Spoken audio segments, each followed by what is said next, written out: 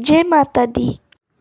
आज मी तुम्हाला छोले भाताची रेसिपी दाखवणार आहे। तर ते व्हिडिओ तुम्हाला आवडल्यास लाईक करा, सबस्क्राईब करा आणि कमेंट करायला विसरू नका। तर मम्मी इथे कांदा आणि टोमॅटो चिरत होती आणि तितक्यात माझा भाऊ पण आला होता ट्युशनहून। तो काय खात आहे मला माहीत नाही आणि तोपर्यंत मग मम्मीने ना असं चिरचार करून पूर्ण ठेवून दिलं होतं। आणि भातात टाकण्यासाठी मम्मीने सोयाबीनच्या वड्या पण उकळून घेतल्या होत्या, मिठाच्या पाण्यात उकळून घ्यायच्या।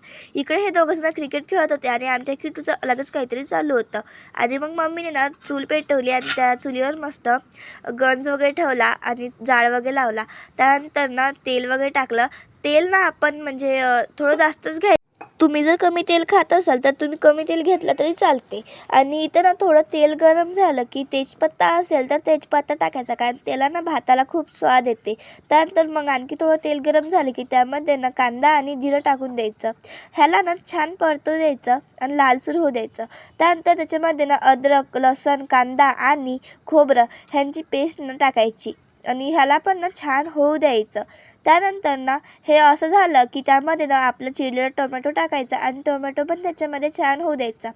कढीपत्ता टाकायचं होतं पण संध्याकाळ झाली होती आणि असे म्हणतात की संध्याकाळी झाडं झोपते आणि त्यांना हात लावू येत नाही, म्हणून आम्ही काही कढीपत्ता तोडलाच नाही। त्यानंतर मग त्याच्यामध्ये ना धण्याचा कूट टाकला, हळद टाकला आणि मीठ टाकली। चवीनुसार आपण मीठ टाकायचं, चटणी टाकायची। मग मम्मीने ते थोडी जास्त चटणी घेतली होती, कारण आम्ही थोडं जास्तच तिखट खातो ना म्हणून। त्यानंतर ना हे पूर्ण परतवून घ्यायचं आणि त्यानंतर ना त्याच्यामध्ये जे आपले दाणे असते ते दाणे त्यामध्ये टाकायचे आणि त्यानंतर जे आपले सोयाबीन असते जे आपण उकडलेलं होतं मिठाच्या पाण्यामध्ये, त्याला उकळून घ्यायचं आणि पिळायचं आणि मग त्यानंतर याच्यामध्ये टाकायचं आणि त्याला पण ना छान असं म्हणजे परतून घ्यायचं। त्यानंतर ना त्याला थोडा वेळ ना तसंच सोडायचं। त्यानंतर मग त्याच्यामध्ये ना आपल्याला लागतं तितकं पाणी घ्यायचं, म्हणजे तुमच्या तांदूळावर असते तुम्हाला आता किती भात करायचा, तुम्हाला जितका भात करायचा आहे तितकं तुम्ही पाणी टाकायचं। त्यानंतर ना इथे मग काळा मसाला टाकला आणि त्याला पण चांगलं फिरवून घेतलं।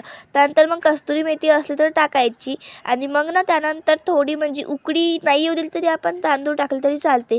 तांदूळ स्वच्छ धुवायचे आणि मगच त्याच्यामध्ये टाकायचे आणि मग ना ते थोडं फिरवून घ्यायचं, म्हणजे पूर्ण एकजीव झालं पाहिजे ते असं फिरवून घ्यायचं। त्यानंतर ना झाकण ठेवून द्यायचं आणि मग आपला छोले भात रेडी झाला होता। मग मम्मी स्वयंपाक करत होती, कारण पप्पा छोले भात खात नाही म्हणून। आणि इकडं आमच्या मीचं पण जेवण चालू होतं। ती मम्मी पोळ्या टाकत असते की ती येतेच। इकडं पण हे खेळून ना म्हणजे दमले होते म्हणून मस्त मोबाईल बघत होते आणि इकडं माझा छोले भात पण झाला होता। चल तर मग भेटूया पुढच्या ब्लॉगमध्ये। बाय।